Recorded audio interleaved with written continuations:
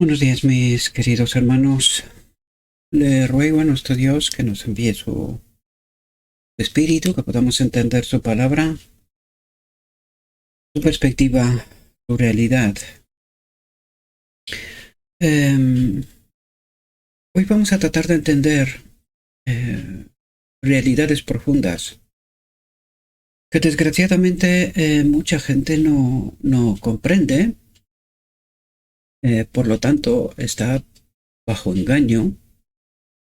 Eh, Hemos tratado de presentar en este ministerio eh, la verdad en toda su profundidad, en casi todas sus facetas. Y hoy vamos a aprender una realidad profunda que, por desgracia, se nos ha escapado, ¿verdad? Y lo digo desde la perspectiva incluso de los pioneros, ¿verdad? De la iglesia de la Odisea, porque hubo un momento, 1865, cuando dejaron de estar organizados en ese cuerpo místico de Cristo y se organizaron, se institucionalizaron, y vemos que a partir de aquel momento todo se fue hacia peor. Yo sé que mucha gente no comprende esto y como que me lo veo, lo primero que va a pasar con este vídeo es que eh, va a recibir no me gusta, ¿verdad? ¿Por qué? Pues porque la gente se guía por la realidad visible, pero no entienden a Dios, no conocen a Dios. Por lo tanto, tienen un problema eh, con la profundidad del Evangelio. Siempre trato de deciros que necesitamos dejar de estar la guardería, dejar de beber leche, y necesitamos adentrarnos en la profundidad del Evangelio, que es precisamente lo que Jesús trató de revelar a sus discípulos, pero les costó comprender la realidad, la verdad, por la misma razón por la cual nosotros hoy nos negamos a entender. Y vamos a tratar de entrar en nuestra reflexión porque necesitamos entender cuál es la única y verdadera iglesia de Cristo. Eso es lo que vamos a tratar de entender hoy. Su cuerpo místico. Es decir, esta iglesia no está organizada por ningún hombre.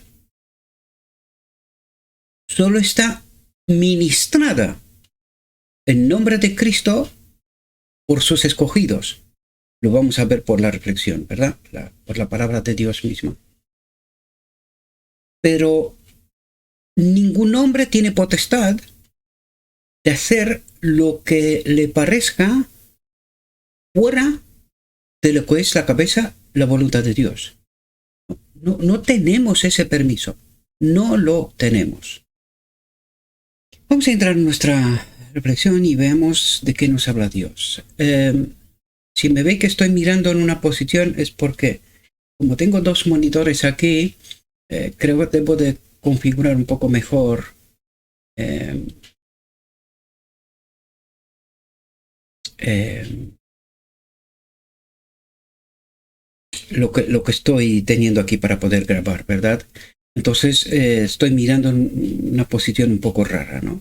Pero bueno, espero que me comprendáis. De hecho, no es importante, yo simplemente pongo mi cara, pero soy irrelevante, ¿verdad? Así que vamos a adentrarnos en el texto porque creo que el texto es lo que nos tiene que revelar la verdad. Y como he dicho, yo soy irrelevante, totalmente irrelevante. Solo ministro la palabra y nada más. Dije, la obra de Cristo en la tierra se acercaba rápidamente a su fin. Delante de él, en vivido relieve, se hallaban las escenas hacia las cuales sus pies le llevaban. Aún antes de asumir la humanidad, cuidado porque en este tema nos revela una realidad tremenda y vamos a subrayarla todo lo que podamos, porque por esta razón todas las iglesias terminan en Babilonia. Esta es la razón. Dice, aún antes de asumir la humanidad, antes de que se haga hombre, ¿verdad? Dice, vio toda la senda que debía recorrer a fin de salvar lo que se había perdido. Es decir, antes de venir a la tierra, vio, como era uno igual a Dios, vio esta senda, vio desde el principio hasta el final todo lo que iba a pasar.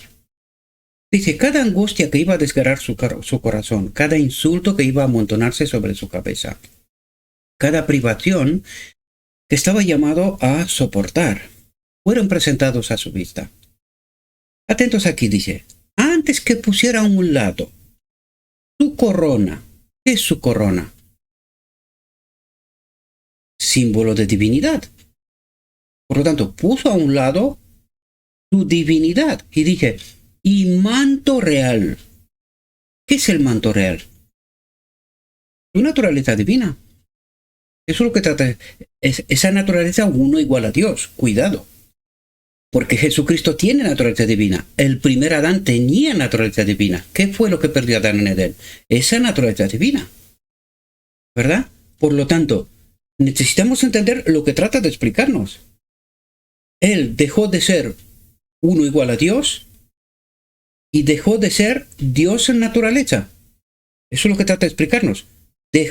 Antes que pusiera a un lado su corona y manto real y bajara del trono para revestir su divinidad con la humanidad. Dice, la senda del pesebre hasta el Calvario estuvo toda delante de sus ojos. Dice, desde el pesebre hasta el Calvario. Dice, porque este es el sacrificio. El sacrificio empieza en el pesebre. No como mucha gente, y lo vamos a ver por lo escrito está, no como mucha gente cree que el sacrificio ocurrió en la cruz. Falso. Y es falso. Es falso por lo escrito está, no por otra razón. Y lo vamos a ver.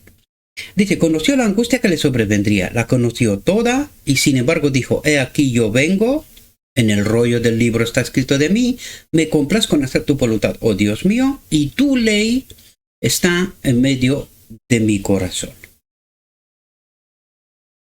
Dice, tuvo siempre presente el resultado de su misión. Su vida terrenal, tan llena de trabajo y abnegación, fue alegrada por la perspectiva de que no soportaría todas esas penurias en vano. Dando su vida por la de los hombres, haría volver el mundo a su lealtad a Dios. ¿Y cuándo ocurrió esto? Tanto en la encarnación como en la cruz. En la encarnación como uno igual a Dios, en la cruz como el segundo Adán. Dice, aunque primero debía recibir el bautismo de sangre, aunque los pecados del mundo iban a abrumar su alma inocente, aunque la sombra de una desgracia indecible pesaba sobre él por el gozo que le fue propuesto, decidió soportar la cruz y menospreció el oprobio. Dice, pero las escenas que le esperaban estaban todavía ocultas para los elegidos compañeros de su ministerio. No obstante, se acercaba el tiempo en que deberían contemplar su agonía. Por lo tanto, lo que trata de explicarnos aquí es que Cristo, o Jesucristo, trata de preparar a los apóstoles para lo que está por acontecer, pero también para el ministerio que les toca después de esto, ¿verdad? Dice, deberían ver a aquel a quien amaban y en quien confiaban, entregado a sus enemigos y colgado de la cruz del Calvario. Pronto tendría que dejar que afrontaran el mundo sin el consuelo de su presencia visible. Él sí estaría en medio de ellos, pero por representación, por mediación del Espíritu Santo, por mediación del otro Consolador, ¿verdad? Dice, él sabía cómo los perseguirían el odio acérrimo y la incredulidad y deseaba prepararlos para sus pruebas, ¿verdad?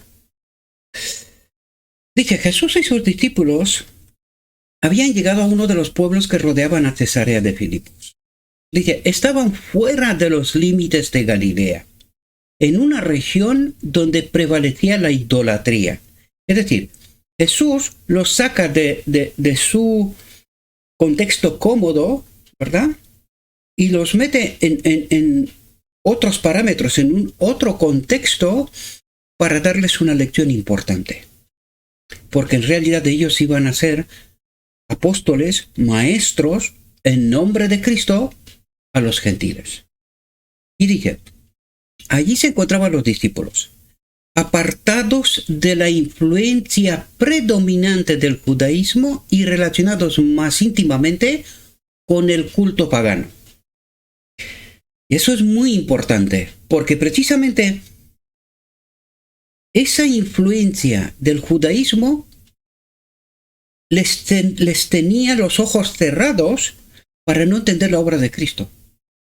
Y lo vamos a ver por lo que está tratando de revelar, queridos. Ellos no lograban entender la obra de Jesucristo. No lograban entender. Lo mismo como hoy la gente está confusa. No logra entender al verdadero Jesucristo. Dice, alrededor de sí veían representadas las formas de la superstición que existían en todas partes del mundo.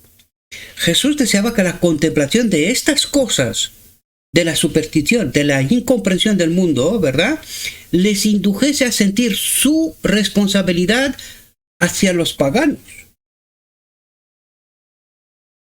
Porque aunque Cristo vino a los suyos tenían una responsabilidad de llevar la verdad al mundo. ¿Qué había pasado con Israel? No habían cumplido esta obra. En ningún momento cumplieron su obra. Simplemente se sintieron exclusivos. Lo mismo que pasa hoy con la Odisea. Se siente exclusiva. Pero al desconocer la profecía, no conoce su desgracia. Igualmente que los judíos, ¿verdad? Dije, durante su estadía en dicha región, trató de sustraerse a la tarea de enseñar a la gente a fin de dedicarse más plenamente a sus discípulos. Iba a hablarles de los sufrimientos que le aguardaban, pero primero se apartó solo y rogó a Dios que sus corazones fuesen preparados para recibir sus palabras. Y ese es mi ruego, mis queridos, que vosotros podáis abrir vuestra mente espiritual y que tratáis de entender, librándoos de todo prejuicio de la influencia de los maestros hoy, para que podamos entender qué nos quiere revelar Dios, queridos. ¿De qué nos quiere hablar Dios? Porque no le conocemos, queridos. Somos tan, yo diría, tan ignorantes como los apóstoles de la obra de Jesucristo. Dije, antes de hacerlo, les dio una oportunidad de confesar su fe en Él para que pudiesen ser fortalecidos para la prueba venidera. Y eso es lo que una y otra vez, igual que Jesús, he tratado de preguntar a la gente. ¿Ese es el ministerio de Cristo? ¿Este ministerio ha presentado la verdad del Evangelio? Porque nosotros, igual que los apóstoles, necesitamos identificar por los frutos de qué se trata, queridos. Lo que está haciendo Jesús en este momento trata de crear conciencia en la mente de los discípulos de quién es Él, de quiénes son sus obras. Necesitamos entender esta realidad, porque si no colocamos el fundamento correcto, no podemos identificar correctamente los frutos. Y es justamente lo que Jesús trata de hacer en este momento. Por eso les lleva a un lugar apartado, justamente en medio de los paganos, para abrir la mente, para darles tiempo y oportunidad de conocerle. Y eso necesitamos hacer nosotros también. Porque cada vez que os digo esto, queridos, vosotros pensáis que esto es vanagloria personal, pero no, queridos.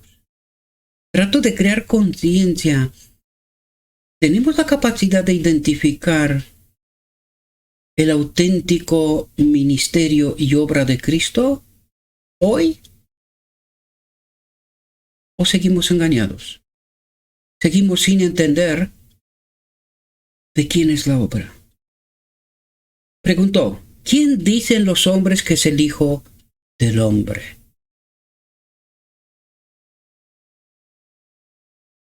Con tristeza, los discípulos se vieron obligados a confesar que Israel no había sabido reconocer a su Mesías.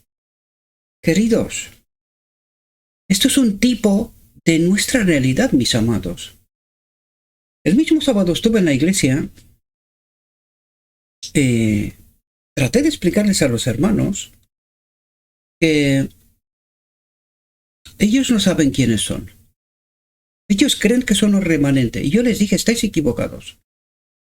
De medio de nosotros tiene que salir un remanente final, el que ha purificado el campamento de Israel, el que ha entendido el Evangelio, el que camina con el verdadero Cristo. Y les dije, vosotros, igual que Israel de antaño, que no querían saber nada de Isaías 53, la iglesia de Laodicea no quiere saber nada de Apocalipsis 3. Y no entienden que Jesús está en la puerta fuera y que dentro está un otro espíritu. No entiende. Por lo tanto, esto es un tipo de nuestra realidad hoy, queridos. Necesitamos entender la verdad. Necesitamos abrir los ojos tanto como los discípulos en aquel momento, porque nosotros no entendemos de quiénes son las obras de Laodicea. No tenemos capacidad, deberíamos, pero no la tenemos, desgraciadamente, precisamente por la culpa de este espíritu que está dentro de Laodicea y que Laodicea lo ignora, ni siquiera quiere saber. Me acuerdo el sábado en la iglesia, después de la escuela sabática, se levanta una hermana mayor y dice, no, hoy hemos hablado demasiado de Satanás.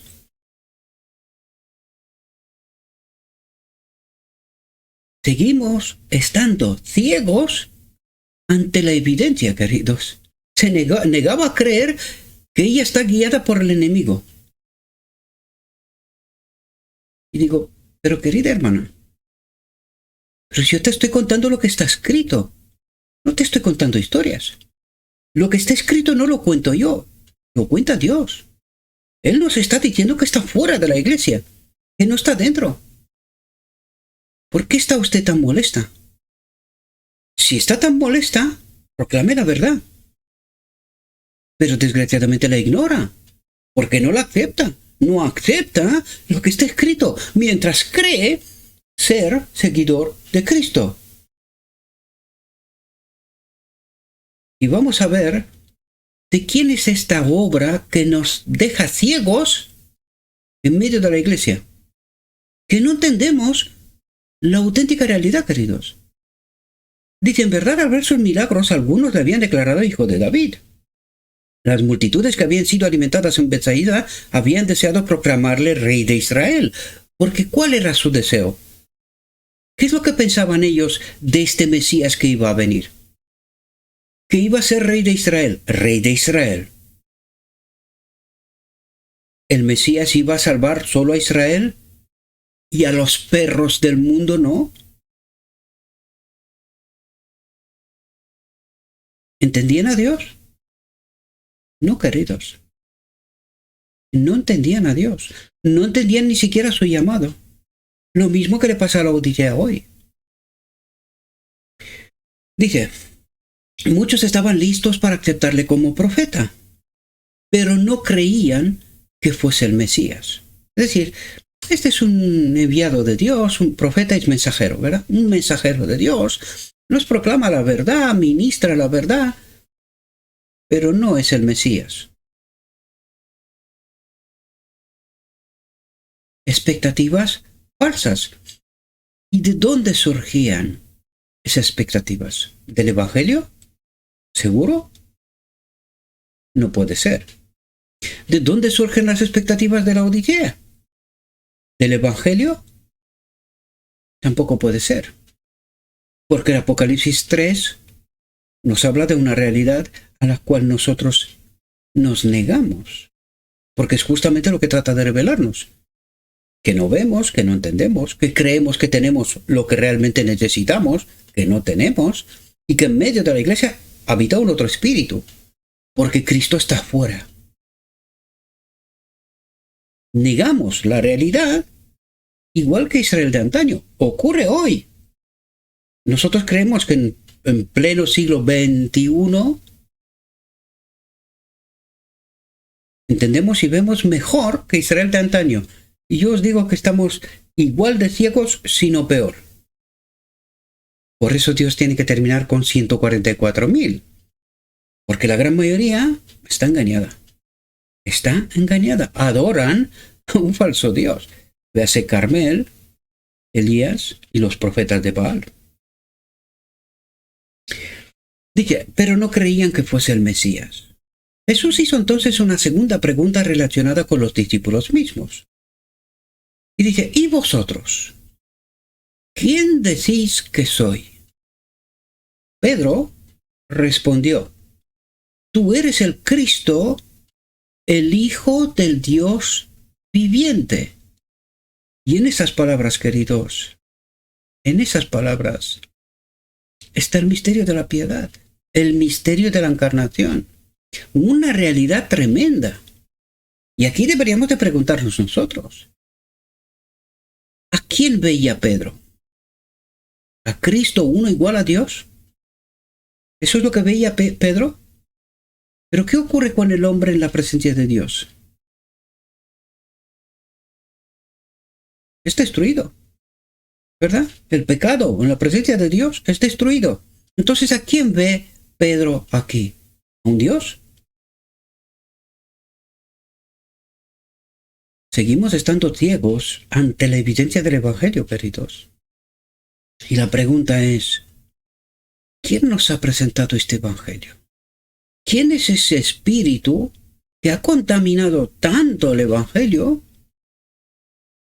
que no lo entendemos? Dice, desde el principio, Pedro había creído que Jesús era el Mesías. Por eso Pedro es capaz de ver y entender la realidad, más allá de la que puede ver cualquier otro ser normal. Porque recuerden Juan 17:3. Esta es la vida eterna, que te conozcan. ¿Y cómo lo vamos a conocer? Buscándolo. ¿Dónde? En la palabra. Por lo tanto, aquí se nos revela una realidad interesante. Pedro no era tan ignorante como parece. Porque es capaz de dejarse influenciado por el Espíritu Santo. Lo vamos a ver enseguida. Eso dice algo muy, muy, muy importante para mí y para ti hoy.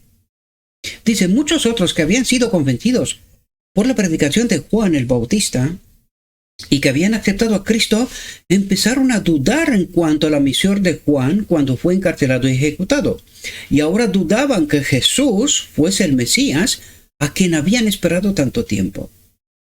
Muchos de los discípulos que habían esperado ardientemente que Jesús ocupase el trono de David, le dejaron cuando percibieron que no tenía tal intención. ¿Quiénes están engañados aquí? ¿Y quiénes están en la verdad? Aquí revela un tipo y antitipo, queridos. La iglesia de la última generación y un remanente. Por eso vemos que en Apocalipsis nos revela solo 144.000 purifican su mente, son capaces de dejarse bajo la influencia del Espíritu, de entender y conocer a Jesucristo y su obra. Y todos los demás,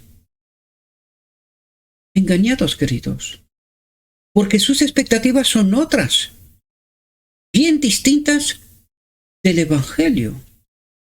Dice, pero Pedro y sus compañeros no se desviaron de su fidelidad. El curso vacilante de aquellos que ayer le alababan y hoy le condenaban no destruyó la fe del verdadero seguidor del Salvador. Y vais a ver que ellos tenían sus dudas, sus incomprensiones. Sin embargo, se dejaron influenciados por el Espíritu Santo y por los frutos de Jesucristo para entender que aquí hay algo más que todavía no entienden, pero que iban a entender. Esta tiene que ser nuestra experiencia. Tenemos dudas, incomprensiones, pero no abandonamos al Señor por el pensamiento de la mayoría, influenciados por un falso espíritu. Igual que mi hermana que se levantó en la iglesia y dijo, hablamos demasiado de Satanás. Digo, sí, está en medio de la iglesia, pero no lo ves. Ni te molesta. ¿Por qué? Porque te encantan sus obras. Porque desconoces a Jesucristo, que está fuera en la puerta. Y eso no te molesta. Te encantan las obras del enemigo, pero tú crees que esas son las obras de Dios. ¿Puede haber mayor engaño? Difícil, ¿verdad? El enemigo se presenta como ángel de luz. Bien disfrazado, la iglesia no lo ve. No está molesta en absoluto, le parece bien lo que está pasando.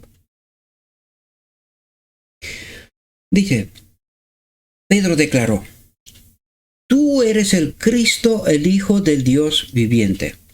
Dice, él no esperó que los honores regios coronasen a su Señor, sino que lo aceptó en su humillación. Él no estuvo esperando ver evidencias claras que él está sobre el trono de Israel. No. Entendió por sus obras quién era. ¿Y cómo pasó esto? Enseguida lo vamos a ver. ¿Cómo pasó? ¿Cómo va a pasar para mí? Dice, Pedro había expresado la fe de los 12. Sin embargo, los discípulos distaban mucho de comprender la misión de Cristo. ¿Tenían dudas? ¿Tenían incomprensiones? Sí, igual que nosotros. Dice, la oposición y las mentiras de los sacerdotes y gobernantes, aun cuando no podían apartarlos de Cristo, les causaban gran perplejidad. ¿Por qué está la Odisea confundida? Por la misma razón que los discípulos de Cristo, queridos.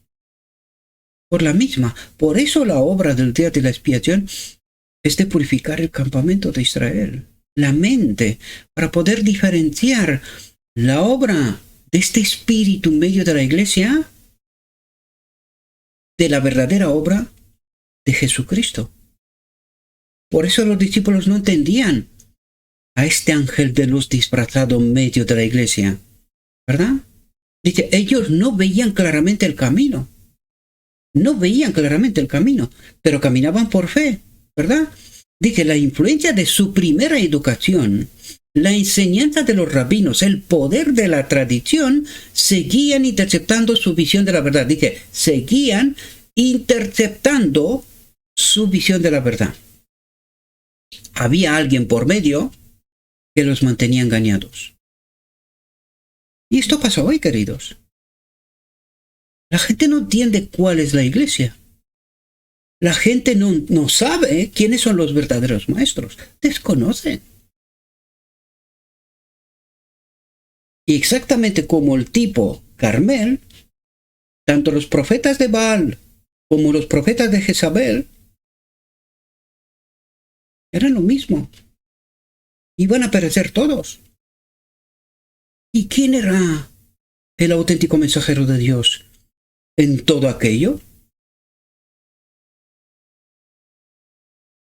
Desconocemos las escrituras, queridos, y por eso ni siquiera entendemos la realidad.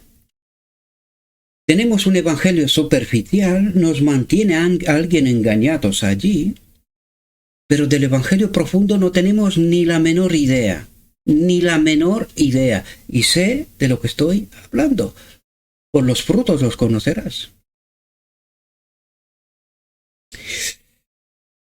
Dice, de vez en cuando resplandecían sobre ellos los preciosos rayos de luz de Jesús. mas con frecuencia eran como hombres que andaban a tientas en medio de las sombras. No entendían. A veces, por las verdades y por las obras de Jesús, parecían ver algo de luz, parecían entender algo, pero seguían caminando en medio de las sombras, de la incomprensión, porque las expectativas eran otras, los rabinos, la tradición. Tanto tiempo se nos ha predicado esto, pero no concuerda. Aquí hay algo que no encaja, algo no está bien. Dije, pero en ese día, atentos aquí, pero en ese día, antes que fuesen puestos frente a frente con la gran prueba de su fe. ¿Cuál es la gran prueba de su fe? Recuerden, tipo, antitipo. ¿Cuál fue la pregunta de Jesús? ¿Quiénes creen que soy yo, verdad? ¿Cuál fue la respuesta de Pedro? Tú eres el Cristo, uno igual a Dios, el Hijo de Dios, que estás aquí, entre nosotros. Estas palabras encierran tanta verdad, queridos, que no imaginamos. Estas palabras deberían de revelar la verdad. Pero ni siquiera nos damos cuenta de la riqueza que esconde dentro de ellas mismas. Fijaos lo que ocurre. Dice, la gran prueba de su fe. Para ellos y para nosotros, queridos. Mucha gente está esperando el conflicto de ley dominical, la ley dominical, ¿verdad? Pero, ¿qué tiene que ocurrir justo antes de que empiece? El inicio de la ley dominical es el inicio del tiempo de angustia. Antes de que ocurra el tiempo de angustia, ¿qué tiene que ocurrir? El sellamiento, el afianzamiento, la verdad, ¿verdad? ¿En qué vamos a ser afianzados? ¿En qué verdad? ¿Qué nos dice aquí? Es la gran prueba de su fe. Tipo, antitipo. ¿Cuál es la gran prueba de nuestra fe hoy? El misterio de la encarnación, el misterio de la piedad. ¿Quién es el verdadero Jesucristo? ¿Cuál es su verdadera obra? ¿Esta es la gran prueba de nuestra fe hoy? Despierten, mis amados. Dejen de estar engañados. Despierten. Porque morirán. Con sus maestros, con todo. Dije, el Espíritu Santo descansó sobre ellos con poder. Dije, por un corto tiempo, sus ojos fueron apartados de las cosas que se ven para contemplar las que no se ven. ¿De qué está hablando aquí? ¿Del sellamiento? Justo antes de la prueba, del tiempo de angustia. ¿Eso es lo que nos está revelando aquí? Vamos a leer de nuevo. Dije, el Espíritu Santo descansó sobre ellos con poder, dije. Tipo, antitipo. Nuestra realidad, ¿verdad? Dije, por un corto tiempo sus ojos fueron apartados de las cosas que se ven de este mundo para contemplar las que no se ven. Y los que se beneficiaron de este tiempo fueron sellados. Este es el sellamiento, queridos. Ese es el afianzamiento a la verdad. Ese es el tipo de nuestra realidad hoy. Fijaos, dije, bajo el disfraz de la humanidad, discernieron la gloria del Hijo de Dios. ¿Qué es lo que vieron? La gloria del Hijo de Dios. ¿En quién? En Jesucristo. ¿De qué nos está hablando aquí, queridos? Nos está hablando del Espíritu Santo. Identificaron quién es, cómo Jesús pudo hacer todo lo que pudo hacer. Dice, Jesús contestó a Pedro. Dice, bienaventurado eres Simón, hijo de Jonás, porque no te lo reveló carne ni sangre, mas mi Padre que está en los cielos. Por lo tanto, ¿qué es lo que hace Jesús aquí? da su bendición ante la revelación. No lo sé si entendemos. Sellamiento, afianzamiento a la verdad. Jesús da su bendición ante esta revelación. ¿Con qué poder el hombre Jesucristo pudo hacer su obra? Porque esa es la revelación de tú eres Cristo, el Hijo del Dios viviente. Es decir, tú eres aquel verbo que se ha hecho carne, que se ha hecho hombre. ¿Verdad? Fijaos, tipos, antitipos, no os alejéis. La verdad que Pedro había confesado, dice, es el fundamento de la fe del creyente.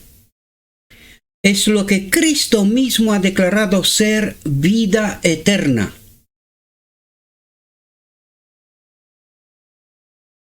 Aquí se le revela el otro consolador, queridos. Aquí se le revela quién es el hombre Jesucristo. Aquí se les revela el misterio de la encarnación, el misterio de la piedad, queridos. ¿Es eso lo que tiene que ocurrir con nosotros hoy? ¿En qué fundamento tiene que ser sellado el pueblo final, el remanente, antes de la ley dominical? ¿En este? Dice, pero la posesión de este conocimiento no era motivo de engreimiento.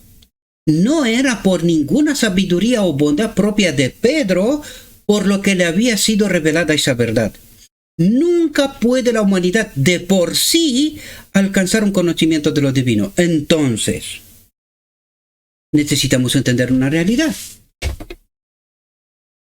¿Y cómo Pedro, bajo la influencia del Espíritu Santo, entiende?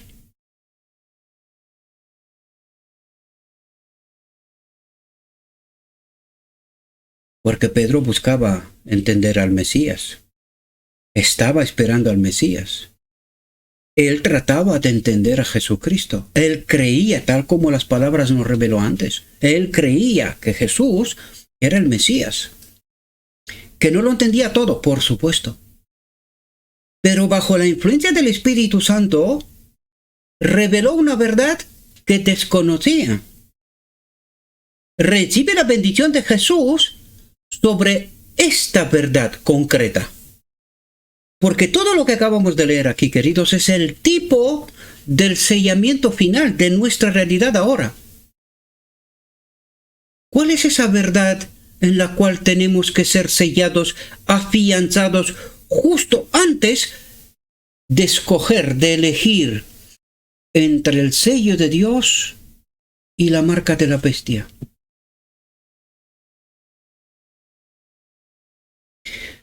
Espero que tengáis la mente abierta, mis amados. La verdad está. Pero si no buscamos a Cristo, no la vamos a ver, queridos. No la vamos a ver. Porque esta obra no es obra de hombre, queridos. Es justamente lo que nos trata de decir. No es porque uno quiere, no. No. Y lo vamos a ver. Es Dios quien escoge. No es porque yo quiero, no. Esto no funciona así. Yo os he tratado de explicároslo. Hace tanto tiempo. Pero claro, si creemos tener a Cristo, si no vemos nada raro en medio de nosotros, no buscamos. ¿Buscar qué? Si lo tenemos todo claro, ¿no? Pues Pedro no. Pedro no lo tenía todo tan claro. Pedro estaba buscando al Mesías. Y por eso fue escogido por el cielo para que se le revele esta gran verdad. Tipo, antitipo, queridos. Dice, dice, es más alto que los cielos. ¿Qué harás? Es más profundo que el infierno. ¿Cómo lo conocerás? Dice, atentos, únicamente el espíritu de adopción puede revelarnos las cosas profundas de Dios que ojo no vio, ni oído oyó, y que jamás entraron en pensamiento humano. ¿De qué nos está hablando aquí? El Espíritu Santo. Este Espíritu que también estaba en el hombre Jesucristo. Dice, pero a nosotros nos las ha revelado Dios. ¿Cómo nos lo ha revelado? Dice, por medio de su Espíritu. Por medio del Espíritu Santo, que también estaba en el hombre Jesucristo. Dice, porque el Espíritu escudriña todas las cosas, y aún las cosas profundas de Dios. Atentos a lo que dice. El secreto de Jehová es para los que le temen. ¿Quiénes le temen? Quienes le aman, quienes le buscan continuamente, quieren entender. Y le permite al Espíritu Santo que penetre la mente, que purifique la mente, que puedan entender a pesar de la educación, de la tradición y de lo que los rabinos, maestros, dicen hoy. A pesar, le permiten al Espíritu Santo que haga su trabajo. El secreto de Jehová es para los que le temen. Y el hecho de que Pedro, atentos a lo que dice, y el hecho de que Pedro discernía la gloria de Dios, era evidencia de que se contaba entre los que habían sido enseñados de Dios, y no por el mundo. Tipo, antitipo.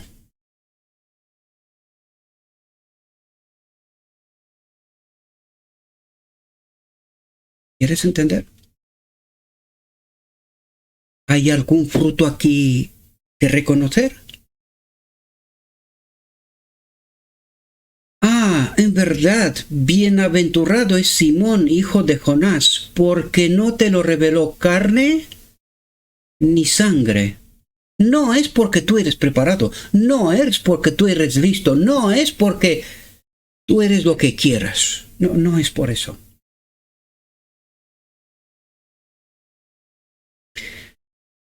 Es la respuesta a tu búsqueda, a tu incomprensión,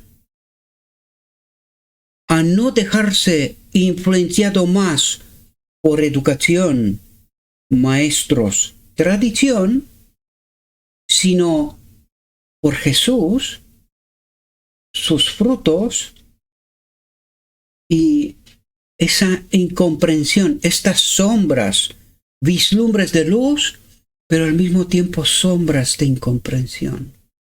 Pero tu búsqueda, tu constante inquietud de entender, de conocer, te ha llevado al verdadero Cristo.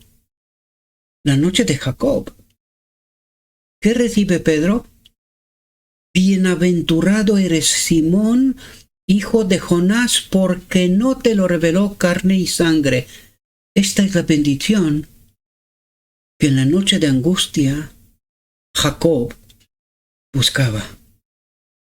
Tipos, antitipos, queridos.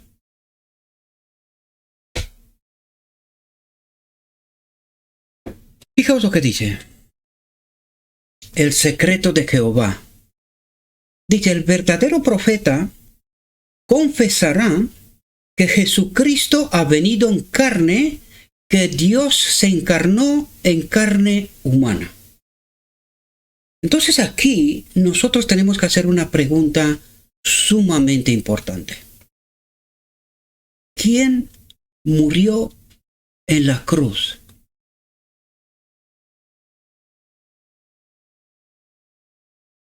El precio por el pecado solo lo puede pagar uno igual a Dios.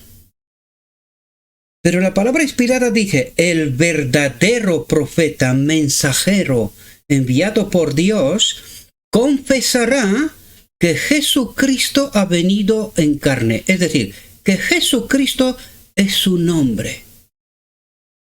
que Dios se encarnó en carne humana.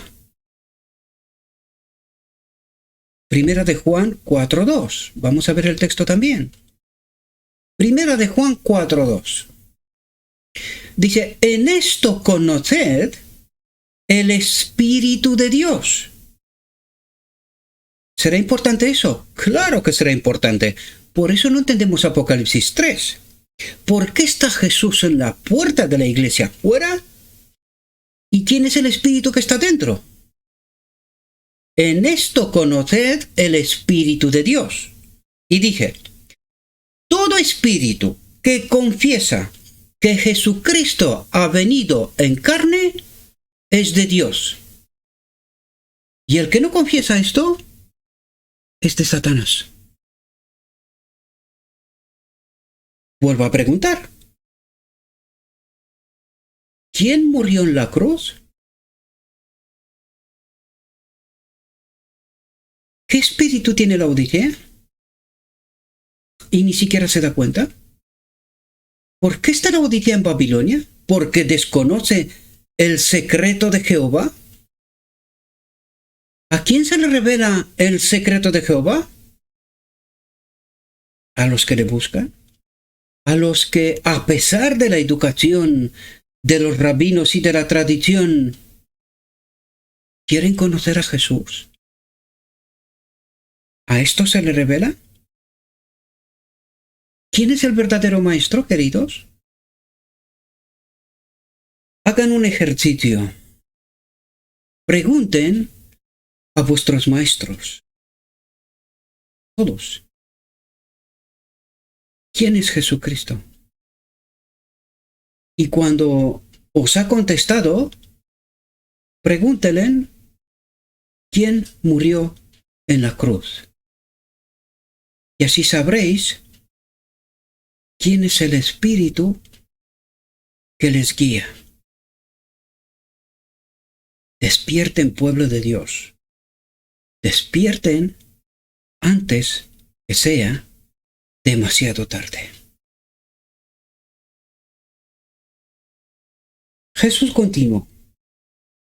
Dije, mas yo también te digo que tú eres Pedro, y sobre esta piedra edificaré mi iglesia, y las puertas del infierno no prevalecerán contra ella. La palabra Pedro significa piedra, canto rodado. Pedro no era la roca sobre la cual se fundaría la iglesia. Sobre este Pedro fundó otros su iglesia, pero no este Pedro, un otro, el Simón Mago. Porque la iglesia no está fundada sobre ningún hombre, queridos. Está fundada sobre Cristo.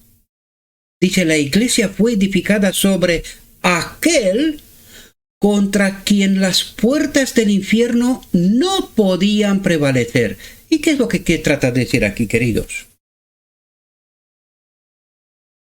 El número mágico del mal. Todas las iglesias y el Estado, la autoridad civil, han claudicado ante el engaño del enemigo. Todas han terminado en Babilonia. ¿Y cuál es la verdadera iglesia que está edificada sobre aquel contra quien el enemigo no puede prevalecer? Sobre la iglesia de los hombres, todas han claudicado. Sobre la verdadera iglesia, el enemigo no puede prevalecer. Y es en ese momento cuando la Odisea debería de hacerse la pregunta que yo os he comentado al principio y que en muchas ocasiones he escuchado gente diciendo, no, que está bien que nos hemos organizado como iglesia.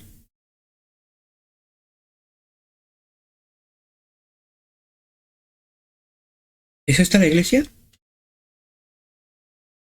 ¿Es este el cuerpo místico de Cristo? ¿O es la organización, institución del hombre títulos, doctorados. Sin ellos no hay salvación. Esa es la gran lección que necesitamos entender, queridos. Y esa iglesia está colocado sobre un fundamento que nos lo acaba de explicar.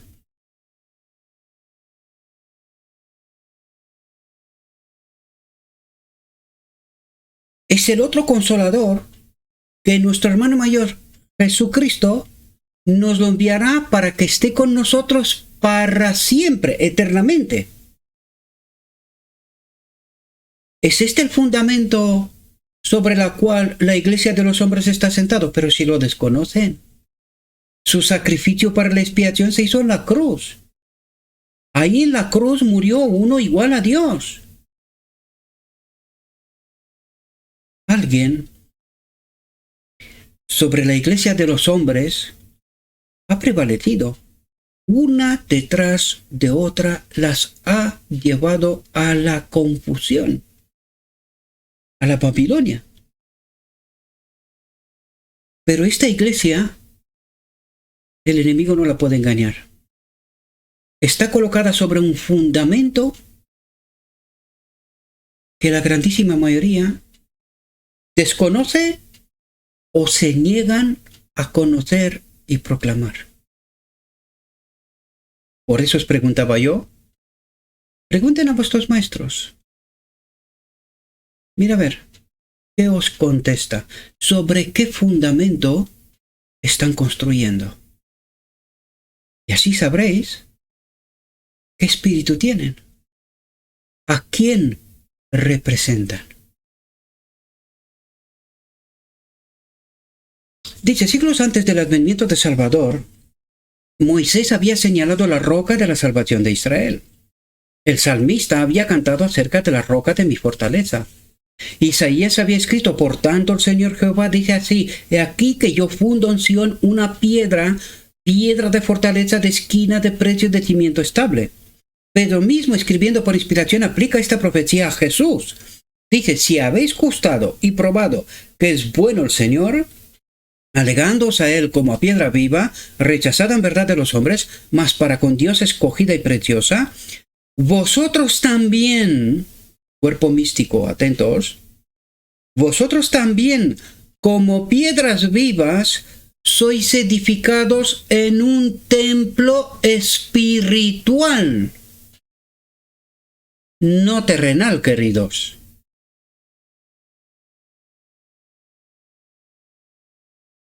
Y la gente se levanta, súper molesta.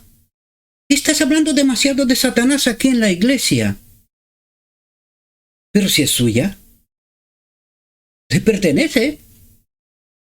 El problema es que tú no sabes y no ves. Ese es tu problema. Porque eres ignorante, desconoce las escrituras.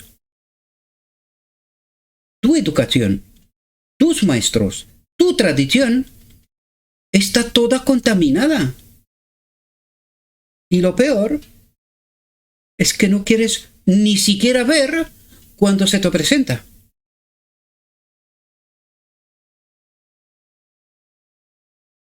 Dice, porque nadie puede poner otro fundamento que el que está puesto, el cual es Jesucristo.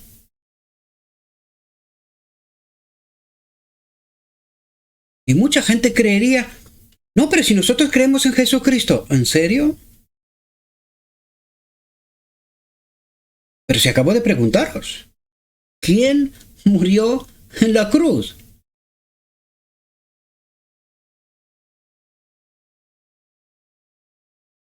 Y no le conocen. Créanme, no le conocen. Dice, sobre esta piedra, dijo Jesús, edificaré mi iglesia. Si es una iglesia espiritual, ¿quién es esa piedra?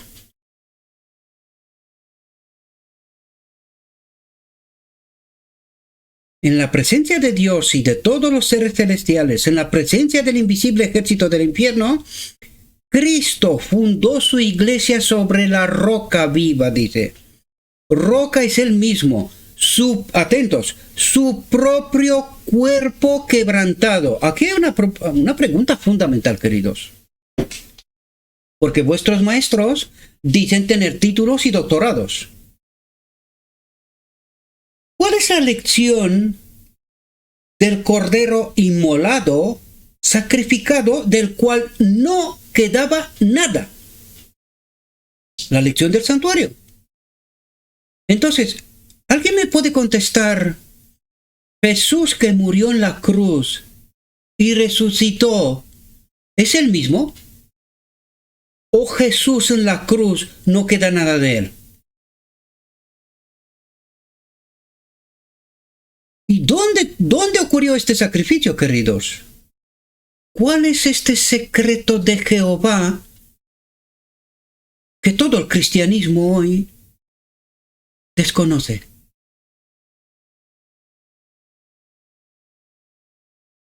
Es hora de despertar, queridos, al menos en los últimos segundos. Porque si a Pedro se le ha revelado esta verdad, igual se está compartiendo la bendición ahora mismo. Igual está sellado el pueblo de Dios, afianzado en la verdad ahora mismo. La pregunta es, ¿lo serás tú también? ¿O crees que en el engaño serás sellado, afianzado en la verdad? ¿Es eso lo que crees? Despierten, amados. ¿Ahora o nunca? En el engaño, nadie será sellado. Dice, en la presencia de Dios y de todos los seres celestiales, en la presencia del invisible ejército del infierno, Cristo fundó su iglesia sobre la roca viva. Esa roca es Él mismo, su propio cuerpo quebrantado y herido por nosotros en la cruz. ¿Verdad? Quebrantado en la encarnación, herido por nosotros en la cruz. Porque en la cruz, el que es crucificado y muere, después de 3 días resucita igualmente. Pero el sacrificio de la encarnación, el que muere, no es el que nace. El verbo se hace carne. Allí está el secreto de Jehová. Dice, contra la iglesia edificada sobre ese fundamento, no prevalecerán las puertas del infierno. ¿Qué es lo que trata de decir? Los que han sido sellados en esta verdad, el enemigo no los podrá vencer. No serán engañados. ¿Sobre qué está fundamentada tu fe? Buena pregunta, ¿no? Dice, ¿cuán débil parecía la iglesia cuando Cristo pronunció estas palabras? Y aquí surge una pregunta. ¿De cuál iglesia habla? Estaba en medio de Israel. ¿No es el santuario la iglesia? ¿No son los judíos la iglesia? ¿Es otra? ¿De qué iglesia habla? Cuán débil parecía la iglesia cuando Cristo pronunció estas palabras. Se componía apenas de un puñado de creyentes. Stop. Para el carro. ¿Qué acaba de decir? Tipo, antitipo. ¿Cómo termina la iglesia? ¿Con un puñado de creyentes? Señor.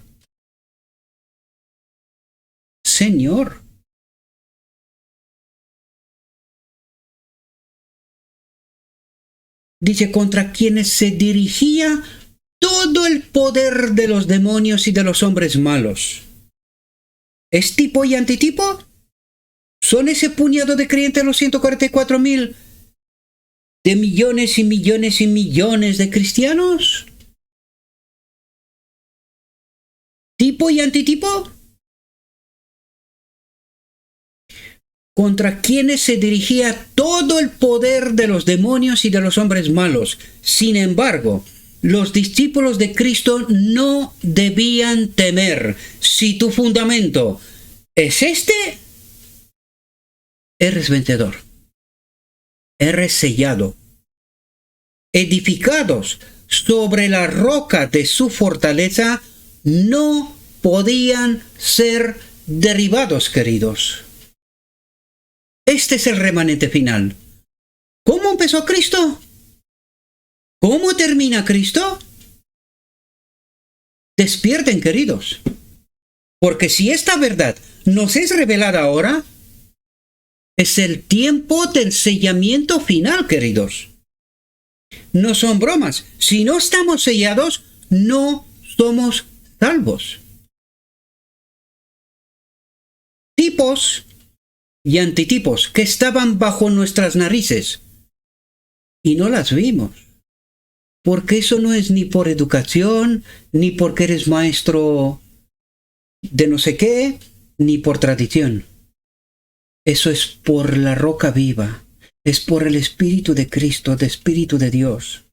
Es la revelación de Dios. La cuestión es, ¿tienes la mente dispuesta a aceptar la verdad tal y como Dios nos la revela, cuando la revela y cómo la revela? ¿Estamos dispuestos? Si estamos dispuestos, nuestra experiencia será la de Pedro. Pero si no, nuestra experiencia será la de Judas, queridos. Enseguida la veremos. Dicen, durante 6.000 años, ¿cómo? ¿Cuál es la iglesia de Cristo? Durante 6.000 años, la fe ha edificado sobre Cristo. ¿Cómo? Queridos, no lo sé si logramos darnos cuenta. A los profetas que Israel ha matado uno detrás de otro, fueron considerados constantemente rebeldes. Recuerden que la profecía, lo que nosotros tenemos como la Biblia, en realidad está escrita por rebeldes.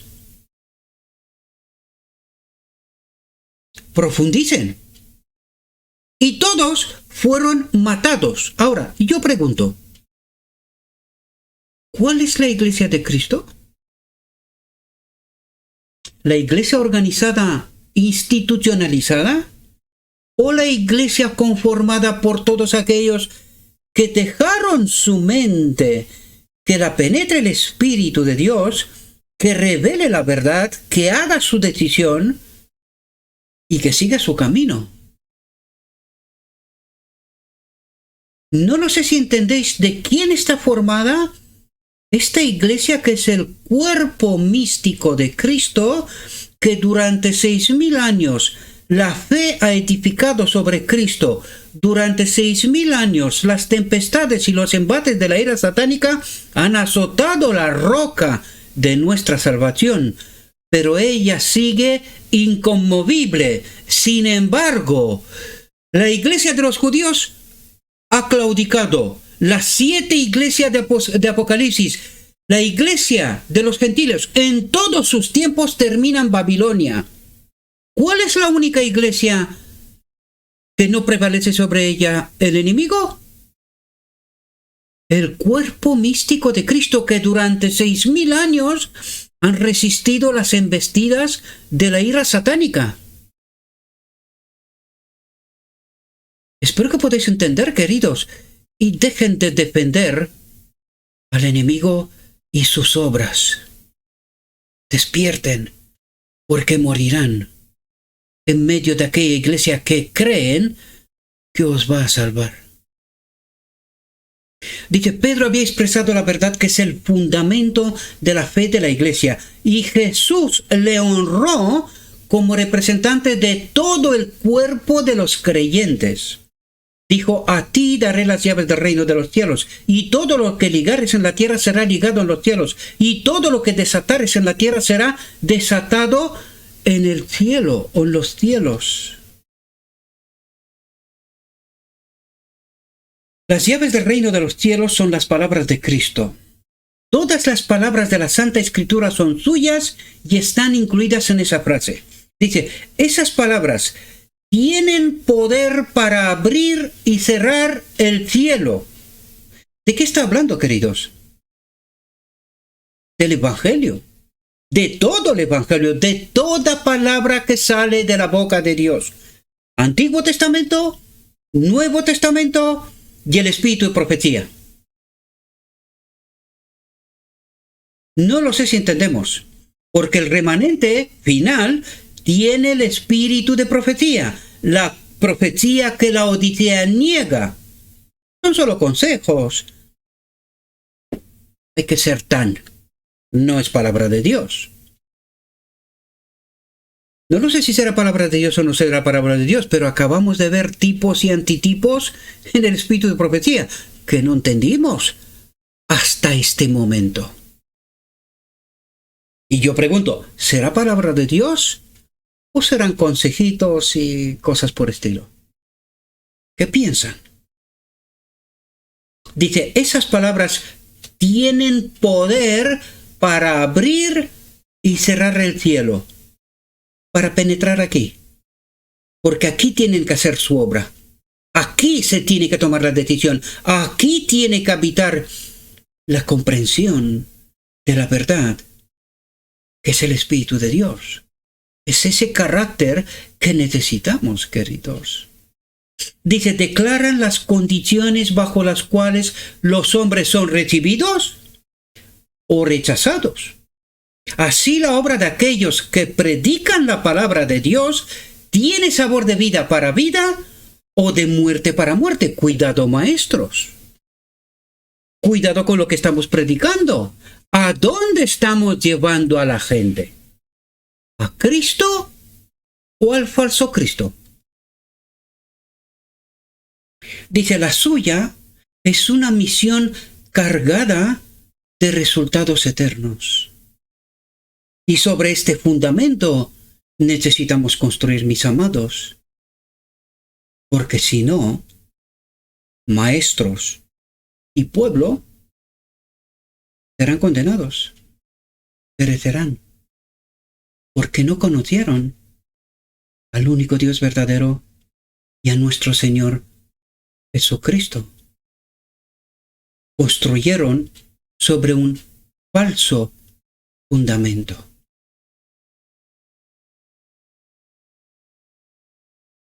El Salvador no confió la obra del Evangelio a Pedro individualmente. Y aquí vamos a entender, queridos, de por qué la organización y la institución del hombre es apostasía, queridos.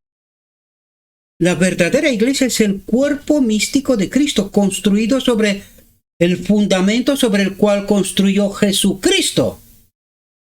No soy yo el que hace estas obras, sino el Padre que habita en mí mediante ¿qué? El Espíritu. ¿Cuál es el fundamento? Sobre este fundamento queremos construir, queridos, no sobre un otro fundamento.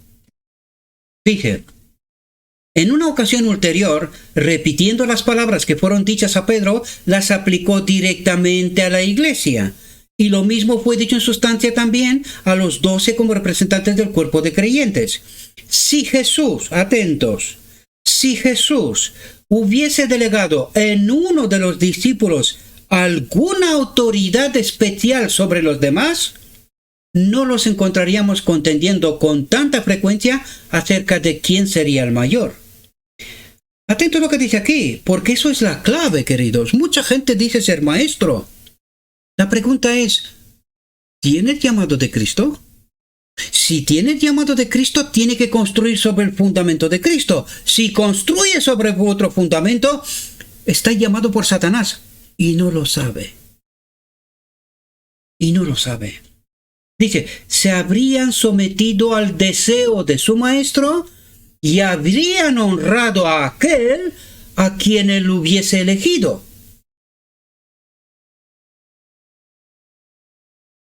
Estas palabras tienen mucho fundamento. Profundicen, queridos. Profundicen. Porque el pueblo de Dios está en una confusión que no hay manera.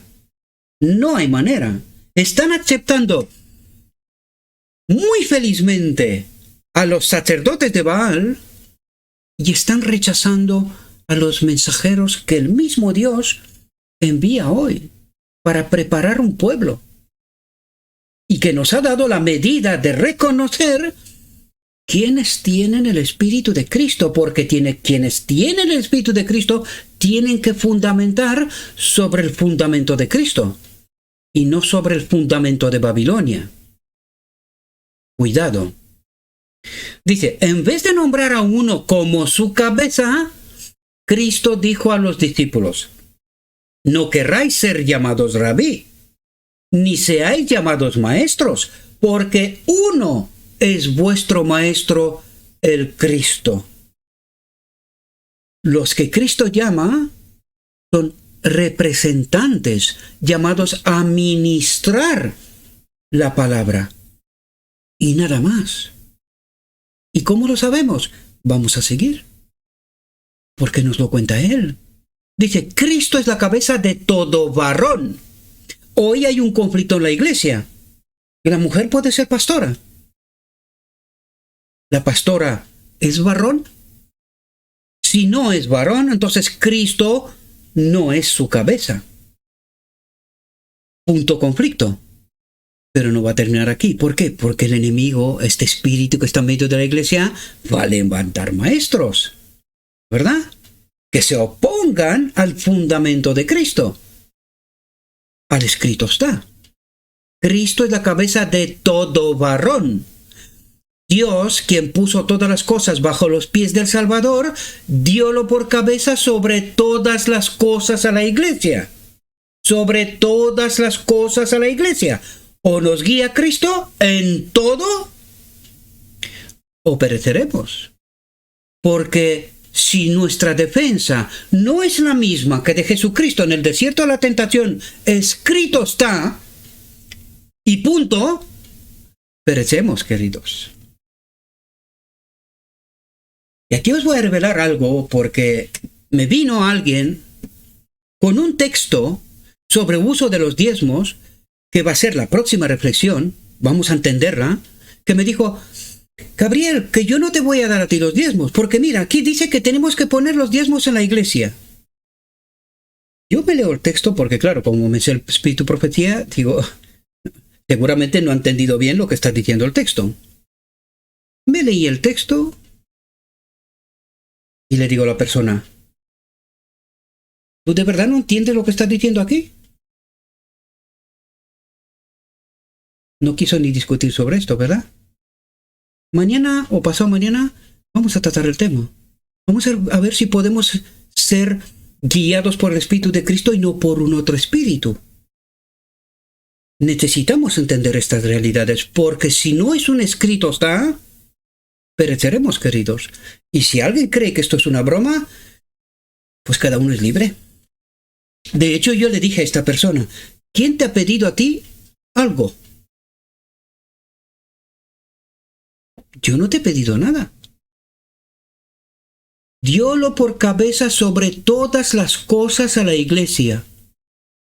¿Quién pide? ¿Quién pide lo que le pertenece? Cristo. Yo no te pido nada. Tú hazle caso a Cristo. Mira a ver lo que te cuenta Cristo, porque en Malaquías 3, justo en el medio, capítulo para el día de la expiación, habla de diezmos y ofrendas. Ahí revela realidades. ¿Las has entendido? Pues tú haz lo que te dice Cristo, yo no te digo nada. Mi trabajo es ministrar la palabra, darte a conocer la verdad. Lo que haces tú con esta verdad es tu problema, no es mío. No es mi problema, ¿verdad? Y de hecho deberíamos de estar muy atentos. ¿Qué obra estamos apoyando? Porque por eso en Malaquías 3, justo en medio, Dios dice lo que dice. Me estáis robando y hay una maldición para eso. ¿La obra de quién estás apoyando? ¿La de Satanás? ¿Y no te enteras? ¿Por qué no te enteras? ¿Quién es tu maestro? ¿A quién estás escuchando?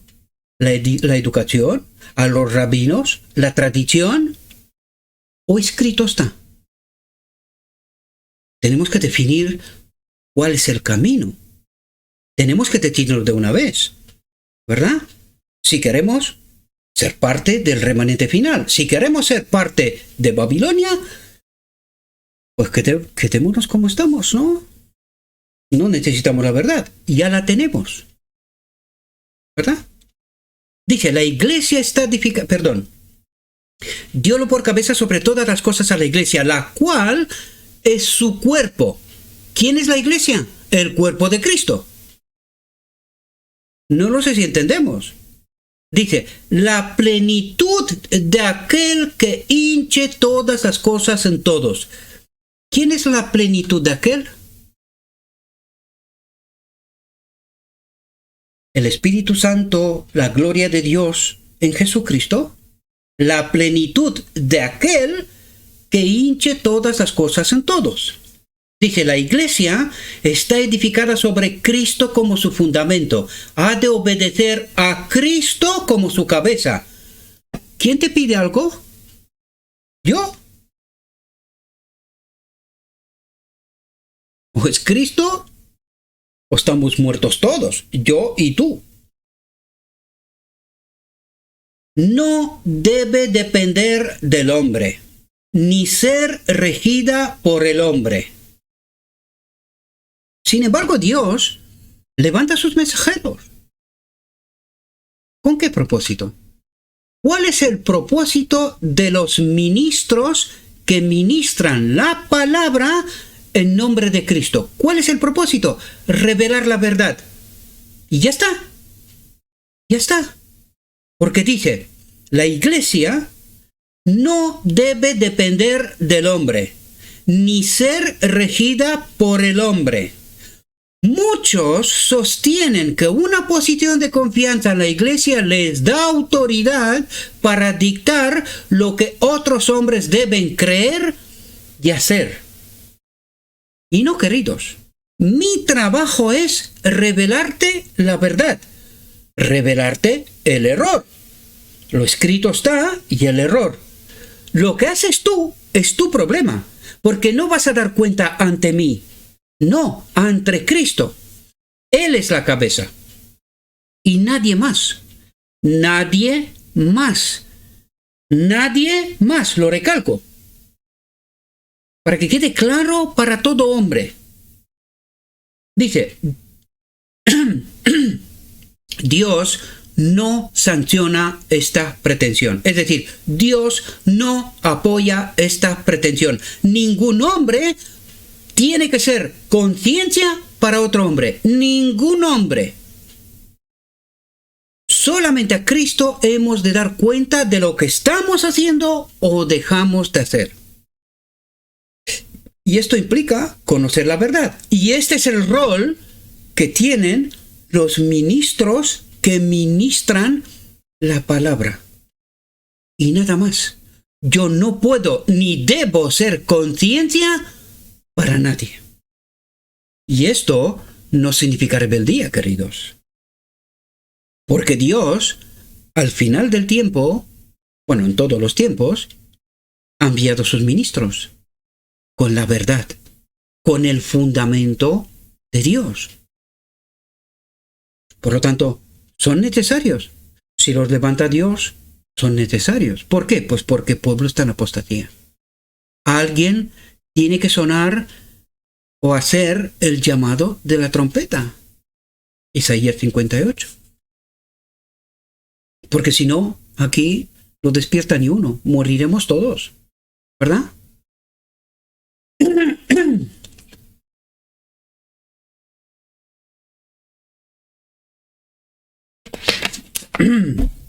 Dice el Salvador, declara: todos vosotros sois hermanos. Todos están expuestos a la tentación y pueden errar. No podemos depender de ningún ser finito para ser guiados.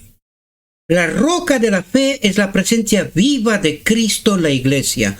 No lo sé si entendemos lo que acaba de decir. La roca de la fe es la presencia viva de Cristo en la iglesia. ¿Cómo se hace esto? Del mismo modo que nos lo reveló Jesús. No soy yo el que hace estas cosas, sino el Padre que habita en mí. ¿Cómo? Mediante el Espíritu. ¿Y el ministro qué tiene que decir? No soy yo el que hace estas cosas, sino el Espíritu de Cristo que me ayuda a entender y compartir. El mecanismo es el mismo, o el principio si queréis. Es el mismo. Es Cristo. Si no es Cristo, anatema, como siempre lo he dicho. Dice, de ella puede depender el más débil, y los que se creen los más fuertes resultarán los más débiles. Los que creen los más fuertes, los que están preparados, resultarán ser los más débiles, a menos que hagan de Cristo su eficiencia. Dice, maldito el varón que confía en el hombre y pone carne por su brazo. Maldito el varón, lo vuelvo a recalcar, porque todo varón tiene libertad de conciencia y libertad de elección, y tiene que permitir que Cristo sea su guía, ningún hombre.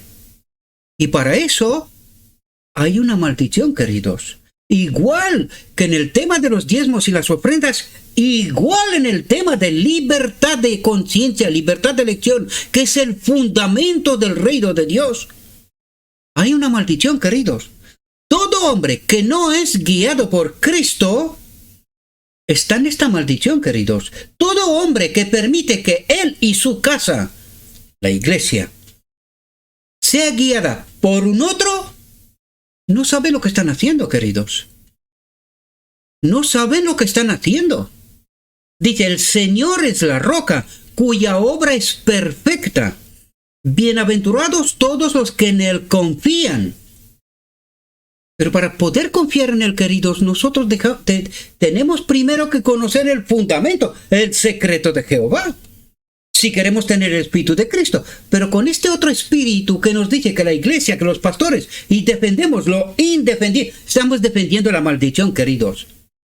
Defendemos la maldición. Maldito el varón que confía en el hombre y pone carne por su brazo. Es decir, permite que un hombre sea su guía, su mente.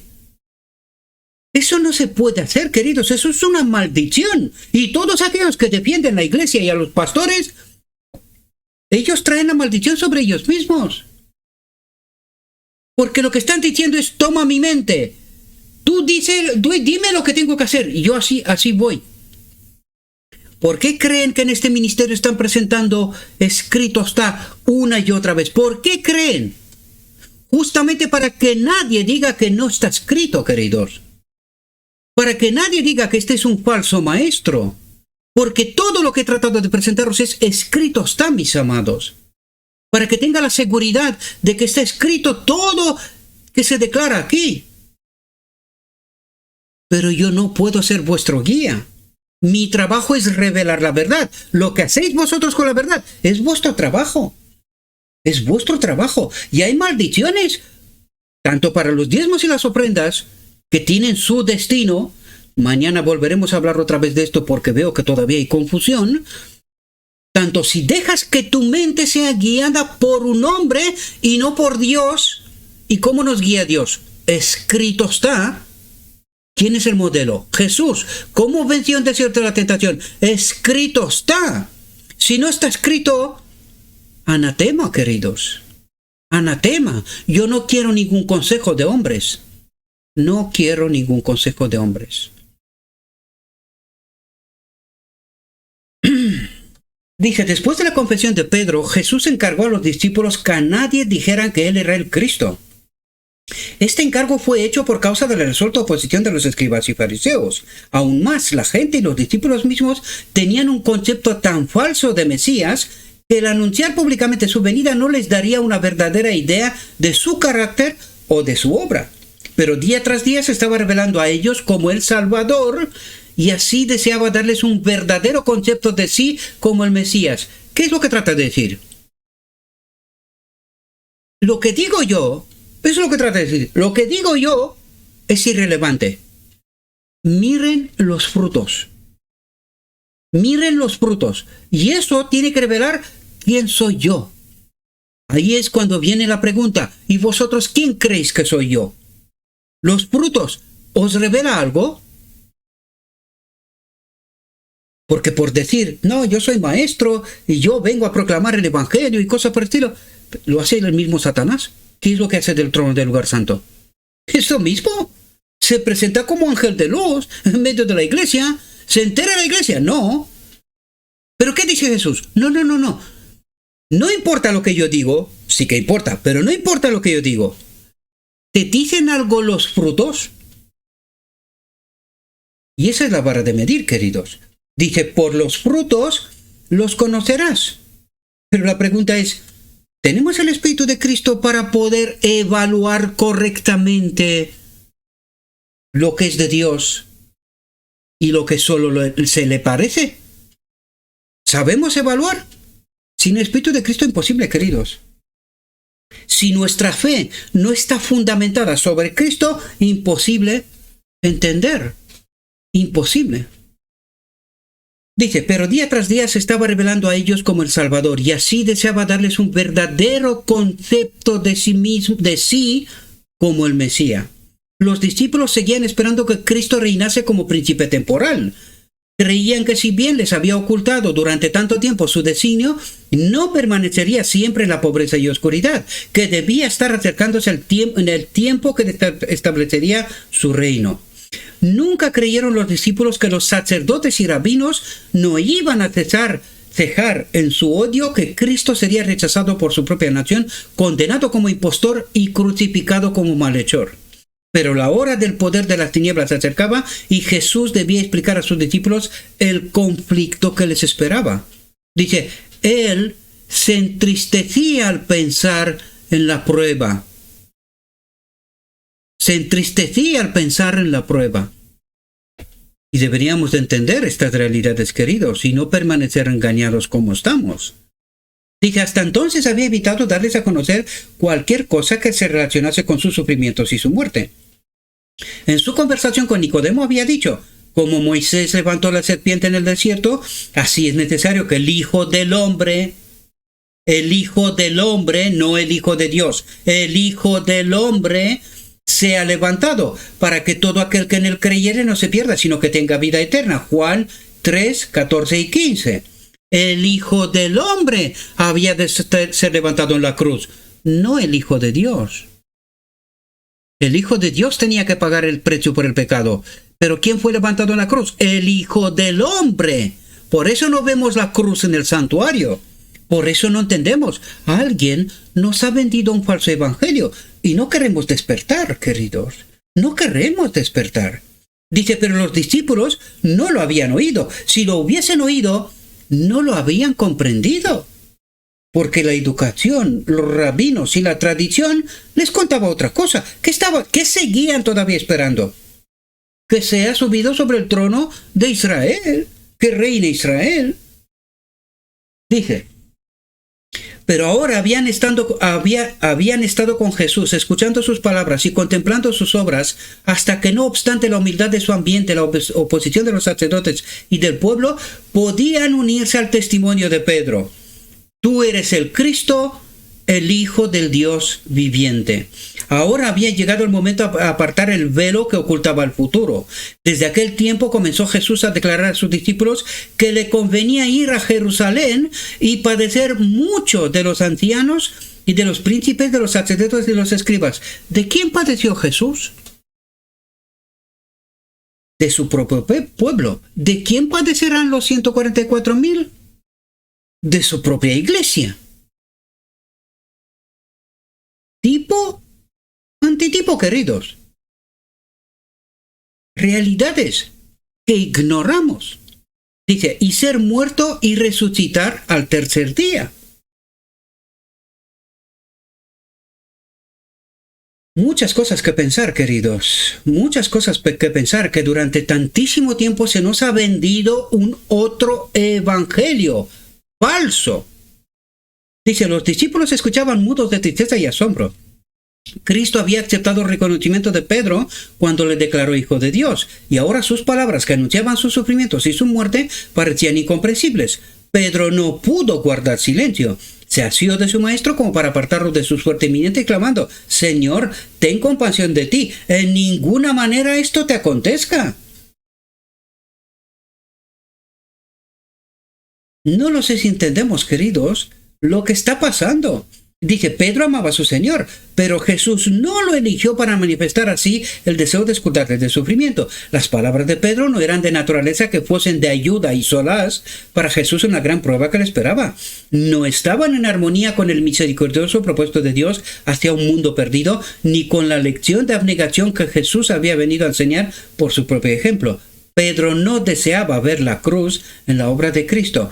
Y no voy a profundizar más porque la última reflexión, la de viernes noche, tratamos esto, ¿verdad? Por lo tanto, voy a ir más rápido, pero si quieren entender esto, váyase a la otra reflexión, la anterior, ¿verdad? Dice, la impresión que sus palabras hacían se oponía directamente a la que Jesús deseaba producir en la mente de sus seguidores. Y el Salvador fue movido a pronunciar una de las más severas reprensiones que jamás salieran de sus labios.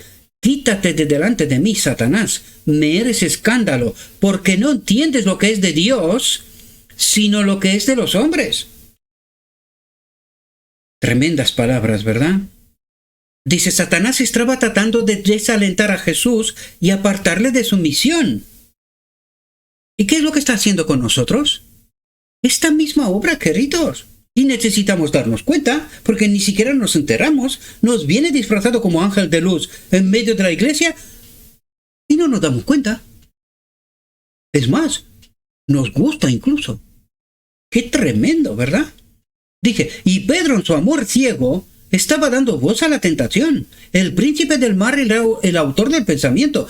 Su instigación estaba detrás de aquella súplica impulsiva. En el desierto, Satanás había ofrecido a Cristo el dominio del mundo a condición que abandonase la senda de la humillación y del sacrificio. ¿Y qué es lo que gana Cristo en la cruz? Ese dominio, queridos. La cruz, el Hijo del Hombre gana el dominio perdido por el Hijo del Hombre, Adán primero. ¿Verdad? Eso es lo que tenía que ganar el Hijo del Hombre. Porque el Hijo de Dios ya había pagado el precio por el pecado en la encarnación. Y nos ha ofrecido esa misma vida de la cual se despoja Él, que es el Espíritu Santo, el otro consolador. Pero nosotros no entendemos, porque se nos ha vendido un falso evangelio. ¿Verdad? Dice, ahora estaba presentando la misma tentación al discípulo de Cristo. Estaba tratando de fijar la mirada de Pedro en la gloria terrenal, en este mundo, y que no entienda el reino de Dios. Dice, a fin de que no contemplase la cruz hacia la cual Jesús deseaba dirigir sus ojos. Por medio de Pedro, Satanás volvía a premiar a Jesús con la tentación. Y eso es lo que está pasando en medio de nosotros, queridos. Por eso hay tanto ciego. Y creen que amor ciego, como Pedro. No hables de los maestros, no hables de la iglesia, no hables, que no te escuchen. Cuidado. ¿De quién es esta obra, queridos? ¿Quién quiere esconder qué? Dios es libre. Y nos ha dado libertad de pensar. Nos ha colocado la verdad delante de nosotros. Y todos tenemos que elegir. Todos. Sin excepción. Dice, pero el Salvador no le hizo caso. Pensaban sus discípulos. Satanás se había interpuesto entre Pedro y su maestro a fin de que el corazón del discípulo no fuese conmovido por la visión de la humillación de Cristo en su favor. Las palabras de Cristo fueron pronunciadas no a Pedro, sino a aquel que estaba tratando de separarle de su Redentor. Quítate de delante de mí, Satanás. No te interpongas más entre mí y mi siervo errante. Dice, déjame llegar cara a cara con Pedro para que pueda revelarle el misterio de mi amor. ¿Qué es lo que hace aquí? ¿Qué es lo que hace aquí Jesús? Suplica que le deje el enemigo para que pueda revelar la verdad a Pedro. ¿Estamos atentos a lo que nos revela el Evangelio, queridos? ¿O seguimos con nuestros prejuicios? ¿Quién era el enemigo en este momento? El que tenía el dominio sobre la tierra. ¿Cuándo gana el dominio sobre la tierra Jesús? En la cruz, cuando el enemigo lo mata. ¿Y qué consigue con esto? El derecho de enviar su espíritu, sin el cual estamos muertos. Pero nosotros no entendimos, queridos, porque nos han vendido un falso evangelio. Por eso nosotros no entendemos cuál es el verdadero conflicto aquí. El conflicto está sobre el dominio, no sobre otra cosa. Dice, fue una amarga lección para Pedro, una lección que aprendió lentamente, la de que la senda de Cristo en la tierra pasaba por la agonía y la humillación. Claro, porque el enemigo estaba haciendo todo lo posible para que no sea vencedor. ¿Y qué va a intentar con los 144,000? Lo vimos antes en el tipo, ¿verdad? Tratarán de destruir este pueblo. Por eso vamos a ver la última obra, el decreto de muerte. Lo que pasa es que el pueblo de Dios está sellado en aquel momento. Ha participado de la boda del Cordero. Están llenos de la gloria de Dios. ¿Verdad? Y en la visión de los 2 tronos dice que la sinagoga de Satanás adorará a los santos. Adora a los santos. No, adoran a Cristo, que están los santos. La gloria de Dios. ¿Verdad? Dice, el discípulo rehuía la comunión con su Señor en el sufrimiento, pero en el calor del horno había de conocer su bendición. Mucho tiempo más tarde, cuando su cuerpo activo se inclinaba bajo el peso de los años y las labores, escribió: carísimos, no os maravilléis cuando sois examinados por fuego, lo cual se hace para vuestra prueba, como si alguna cosa peregrina os aconteciese. Antes bien gozaos en que sois participantes de las aflicciones de Cristo, para que también en la revelación de su gloria os gocéis en triunfo. Jesús explicó entonces a sus discípulos que su propia vida de abnegación era un ejemplo de lo que debía ser la de ellos.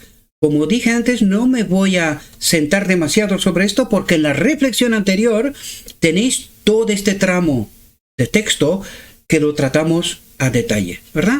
Dice, llamando a su alrededor juntamente con sus discípulos a la gente que había permanecido cerca, dijo: si alguno quiere venir en pos de mí, niéguese a sí mismo y tome su cruz cada día y sígame. Este es el verdadero camino. La cruz iba asociada con el poder de Roma. Era el instrumento del suplicio mortal más cruel y humillante. Se obligaba a los más bajos criminales a que llevasen la cruz hasta el lugar de su ejecución y con frecuencia, cuando se la estaban por poner sobre los hombros, resistían con desesperada violencia hasta que quedaban dominados y se ataba sobre ellos el instrumento de la tortura. Pero Jesús ordenaba a sus discípulos que tomaran la cruz para llevarla en pos de él. Es decir, que le siga, que sabía que el enemigo tratará de matarnos. Por lo tanto, dije, vosotros quédense en lo escrito está, no se aparten, porque morirán. Dije, para los discípulos, sus palabras, aunque vagamente comprendidas, señalaba su sumisión a la más acerba humillación, una sumisión hasta la muerte por causa de Cristo. El Salvador no podría haber descrito una entrega más completa. Pero nosotros tratamos de evitar esto, queridos. Y entonces, ¿quién es este espíritu que, igual que a Pedro, dice que no se te ocurra esto, Señor? ¿Verdad? Dice, el que era rico en los inestimables tesoros del cielo se hizo pobre. Permitidme un segundo.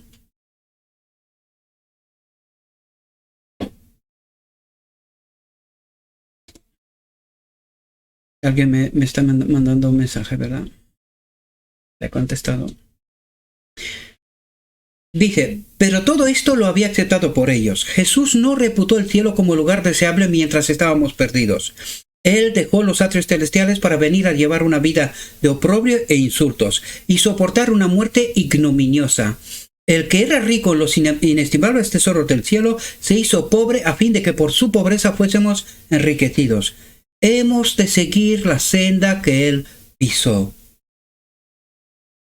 Dice, el amor hacia las almas por las cuales Cristo murió significa crucificar al yo.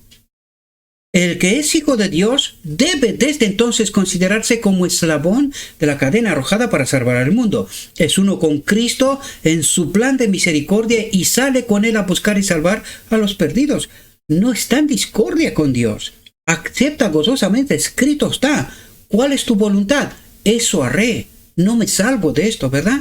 Dice, el cristiano ha de comprender siempre que se ha consagrado a Dios y que en su carácter ha de revelar a Cristo al mundo. La abnegación, la simpatía y el amor manifestados en la vida de Cristo han de volver a aparecer en la vida del que trabaja para Dios. El que quisiere salvar su vida, la perderá. Y el que perdiere su vida por causa de mí y del Evangelio, la salvará, dice. El egoísmo es muerte. Ningún órgano del cuerpo podría vivir si limitase su servicio a sí mismo. Si el corazón dejase de mandar sangre a la mano y a la cabeza, no tardaría en perder su fuerza. Así como nuestra sangre vital, el amor de Cristo se difunde por todas las partes de su cuerpo místico, su cuerpo místico, de aquí el título, ¿verdad? de nuestra reflexión, dice, somos miembros unos de otros, y el alma que se niega a impartir perecerá. Y eso necesitamos entenderlo, queridos. Por eso os decía yo en cuanto a los diezmos y las ofrendas, por eso Dios los coloca justo en medio del texto de Malaquías 3, del día de la expiación. Porque Dios sabe que necesita que sus mensajeros tengan sustentos, porque si no, ¿cómo podrán predicar la palabra de Dios?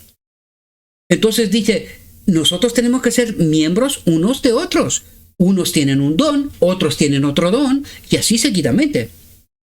Pero es importante la obra de los ministros, los que ministran la verdad, los fundamentos de Cristo, los misterios de Cristo. Pues sí es importante, porque si no, ¿la iglesia dónde está?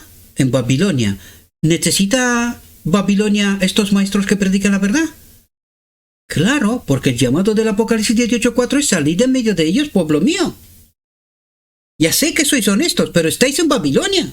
Y si no hay ministros que prediquen la verdad, ¿puede haber un llamado? ¿Entiende la gente que está en Babilonia? No, la gente defiende su iglesia, sus maestros, no sabe lo que están haciendo. No sabe el Apocalipsis 3, que es como Isaías 53, que los maestros se los esconde al pueblo. ¿Cómo que Cristo está a la puerta de la iglesia? ¿Y quién está dentro? ¿Quién nos está conduciendo? ¿Cómo es que la iglesia, el mensaje del segundo ángel no termina hasta que todas las iglesias son parte de Babilonia? ¿Quién es este espíritu que lleva a la iglesia en Babilonia? Sin estos maestros que revelen la verdad, no hay pueblo, queridos. Por eso nos está diciendo que nosotros somos un cuerpo místico, somos miembros unos de otros, y el alma que se niega a impartir perecerá. Por eso hay una maldición en Malaquías 3. Y por eso nos dice Dios, me estáis robando. ¿Por qué le estamos robando? Porque la iglesia, o sea, los miembros están ofreciendo lo que es de Dios a Babilonia. Y no lo sabe. Esta fue la respuesta que le dio ayer. Digo, ¿tú sabes a quién estás pagando y sosteniendo la obra? La obra de Satanás, de este espíritu que está en medio de la iglesia y que la iglesia no se entera. Por eso te está diciendo Dios que lo estás robando, porque aquello le pertenece a él. Pero como estás en ignorancia, no te enteras. Y por eso dice aquí, y el alma que se niega a impartir perecerá. Igual que la maldición de Malaquías 3. Pero no queremos entender. ¿Por qué? Porque la educación, los rabinos y la tradición, pues nos mantienen engañados, igual que a Pedro, confundidos, no nos enteramos, ¿verdad? ¿Y de qué aprovecha el hombre, dijo Jesús, si granjere todo el mundo y perdiere su alma? ¿O qué recompensa dará el hombre por su alma? Con todo el dinero del mundo no podrás comprar nada. Nada. Dice, maestría de la pobreza y humillación del presente, él señaló a sus discípulos su venida en gloria, no con el esplendor de un trono terrenal, sino con la gloria de Dios y las huestes celestiales. Y entonces dijo, pagará a cada uno conforme a sus obras. Y por eso solamente Cristo empezó la iglesia con un puñado de personas y termina con un puñado de personas. ¿Y los demás qué paga recibirán? Su ignorancia y comprensión, su rechazo a la verdad, porque Dios envió a sus ministros, pero no quisimos escucharlos. ¿Por qué? Por un montón de prejuicios. El miedo nos paraliza, queridos. Pero Dios dice que la palabra nos hace libres. ¿Y por qué no somos libres? ¿Por qué tenemos miedo? ¿Por ignorancia? ¿Por indolencia? ¿Porque no queremos estudiar? ¿Porque no queremos escuchar a los que Dios envía al pueblo para ayudarlos a salir de Babilonia? ¿Por eso? Pues ya habéis visto antes. Yo no puedo ser vuestra conciencia. Lo único que puedo hacer es revelaros el camino. Y vosotros tenéis que elegir. Punto. Más no puedo hacer. ¿Verdad? Pero los discípulos no comprendieron sus palabras. La gloria parecía lejana. Sus ojos estaban fijos en la visión más cercana. La vida terrenal de pobreza, de humillación y sufrimiento. Debían abandonar sus brillantes expectativas del reino de Mesías. No habían de ver a su Señor exaltado al trono de David. ¿Cuáles eran sus expectativas? Desconocían las Escrituras, queridos. Dice, ¿podría ser que Cristo hubiera de vivir como humilde vagabundo, sin hogar, y hubiera de ser despreciado, rechazado y ejecutado? ¿Qué pasó en la cruz? Fue una ejecución. del enemigo. ¿A través de quién? De aquellos que creían servir a Dios. Pero servían al mismo enemigo. Estaban haciendo sus obras. Y no se enteraron, queridos. Dice, la tristeza oprimía su corazón, por cuanto amaba a su maestro. La duda acosaba también sus mentes, porque les parecía incomprensible que el Hijo de Dios fuese sometido a tan cruel humillación. Se preguntaban por qué habría de ir voluntariamente a Jerusalén para recibir el trato que les había dicho que iba a recibir. ¿Cómo podía resignarse a una suerte tal y dejarlos en mayores tinieblas que aquellas en las cuales se debatían antes que se revelase a ellos? Y no sabían los pobres que su incomprensión le obligó a Jesús ir hasta la cruz, porque era la única manera que nos puedan enviar su Espíritu. ¿Qué pasó lo siguiente? Pentecostés, queridos. Una vez que le quita el dominio al enemigo, nos envía su Espíritu, su presencia, para que podamos ser parte de ese cuerpo místico, la verdadera iglesia de Cristo, sobre la cual el enemigo no tiene ningún poder. Esta será la iglesia vencedora, ¿verdad? Dice, en la región de Cesarea de Filipos, Cristo estaba fuera del alcance de Herodes y Caifás, razonaban los discípulos. No tenían nada que temer del odio de los judíos ni del poder de los romanos. ¿Por qué no trabajar allí, lejos de los fariseos? ¿Por qué necesitaba entregarse a la muerte? Si había de morir, ¿cómo podría establecerse su reino tan firmemente que las puertas del infierno no prevaleciesen contra él? Para los discípulos, esto era, a la verdad, un misterio. Para los profesos cristianos, esto es la verdad, un misterio. Ahora, justo al final del tiempo todavía, queridos, la historia no nos ha servido de nada. No entendemos, seguimos estando con el mismo engaño. Dice, ya estaban viajando por la ribera del mar de Galilea hacia la ciudad donde todas sus esperanzas quedarían destrozadas. No se atrevían a reprender a Cristo, pero conversaban entre sí en tono bajo y pesaroso acerca de lo que sería el futuro. Aún en medio de sus dudas, se aferraban al pensamiento de que alguna circunstancia imprevista podría impedir la suerte que parecía aguardar a su Señor. Así se entristecieron y dudaron, esperaron y temieron durante 6 largos y lóbregos días. Queridos, ¿por qué traiciona Judas a Cristo? Por esa circunstancia, queridos. ¿Por qué van a traicionar los cristianos de hoy a Cristo? Por esa circunstancia, queridos. No es otra. Desconocen la obra de Jesucristo. Desconocen el fundamento sobre el cual está asentada la fe de Jesús. No soy yo el que hace estas obras. El Padre que habita en mí mediante el Espíritu. ¿Qué nos envió Cristo en Pentecostés? Su Espíritu, su cuerpo místico sobre el cual está asentada la iglesia de Cristo, sobre la cual Él es la cabeza. ¿Quieres ser tú miembro de esta iglesia, de la verdadera iglesia de Cristo?